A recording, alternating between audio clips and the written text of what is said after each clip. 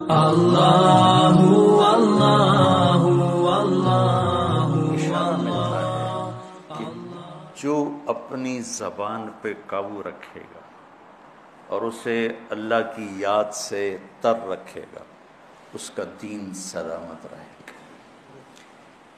ایک ذکر ہے زبان کا جو سبحان اللہ و بحمدہ سبحان اللہ العظیم، یہ آدمی 24 گھنٹے نہیں کر سکتا، لیکن اس ذکر سے ایک اور ذکر جنم لیتا ہے۔ جو مطلوب ذکر ہے وہ ہے اللہ کی یاد۔ ذکرہ کا مطلب یاد کرنا ہوتا ہے، اور یاد کا تعلق زبان سے نہیں دل سے ہے۔ پہلے دل میں یاد آتی پھر زبان پہ ادائیگی ہوتی۔ ابھی آپ سب کو گھر یاد آ رہا ہے، دیکھ کیسے سبحان اللہ نکلا ہے۔ تو کیا خیال ہے کہ آپ سارے بیٹھ کے تسبیح پڑھ رہے ہو، گھر جانا گھر جانا گھر جانا گھر جانا، کہ دل کی ایک کیفیت ہے۔ تو یہ جو دل کی کیفیت ہے اس کو ذکر کہتے ہیں۔ جس کو 24 گھنٹے یہ نصیب ہو جاتا ہے وہ 24 گھنٹے ذکر والا ہے، اور یہی ذکر اصل ہے۔ پہنچنے کا ذریعہ ذکر لسانی ہے کہ ہم کثرت سے قرآن کی تلاوت اور اللہ کی حمد و ثنا کو اپنی زبان پہ لائیں۔ لاتے لاتے لاتے جب دل میں ہر وقت اس کی یاد بس جائے گی، پھر زبان سے کہے بغیر سبحان اللہ کا اجر ملے گا، الحمدللہ کا اجر ملے گا، اللہ اکبر کا اجر ملے گا، لا الہ الا اللہ کا اجر ملے گا، سبحان اللہ و بحمدہ اور سبحان اللہ العظیم کا اجر ملے گا۔ وہاں تک پہنچنے کے لیے یہ الفاظ کلمات ذریعہ اور سبب ہیں۔ تو جو اپنی زبان کو بچوں سنبھال لے گا، جو اپنی زبان کو سنبھال لے گا، جو اپنی زبان کو سنبھال لے گا، اس کے رشتے سلامت، اس کا گھر سلامت، اس کا دین سلامت، اس کی دنیا سلامت، اس کا علم سلامت، اس کی ہر شے سلامت رہے گی۔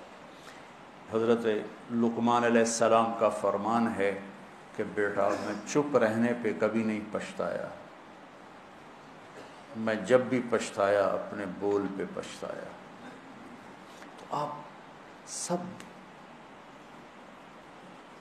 بچوں کو میری یہ درخواست ہے، من سکت بولو سلم، من سکت سلم، من سلم نجا۔ جو خاموش رہا سلامتی میں رہا، جو سلامتی میں رہا وہ کامیاب ہوگی۔ آپ نے حضرت ابو ذر غفاری سے فرمایا، ابو ذر الا انبئک بعملین خفیف مؤونتہما عظیم اجرہما والذی نفسی بیدہ لم یأت الثقلان بمثلہما۔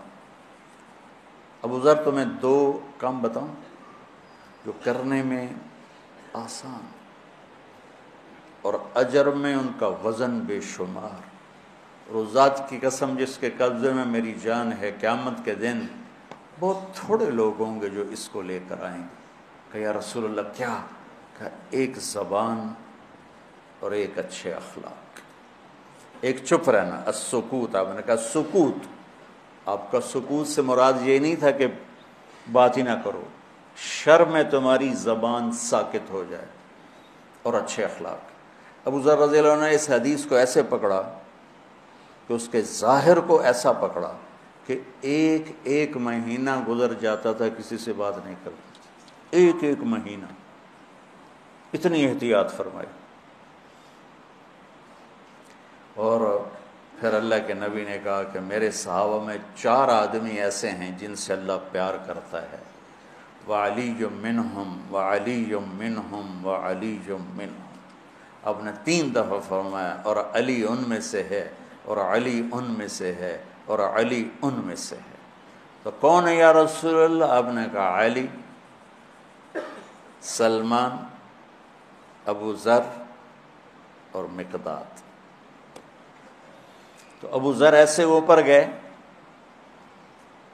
کہ اللہ تو سارے ہی صحابہ سے محبت کرتا ہے، وَكُلًّا وَعَدَ اللَّهُ الْحُسْنَى، سب کے لیے جنت کا وعدہ ہے، لیکن یہ 4 کا خاص طور پہ نام لے کر فرمایا، پر حضرت علی کا نام 3 دفعہ دہرایا اہمیت بیان کرنے کے لیے۔ یہ زندگی بھر کا سبق ہے، یہ زندگی بھر کی نصیحت ہے، صرف اس درس کی نہیں کہ اپنی زبانوں پہ قابو رکھو۔ اللہ اللہ اللہ اللہ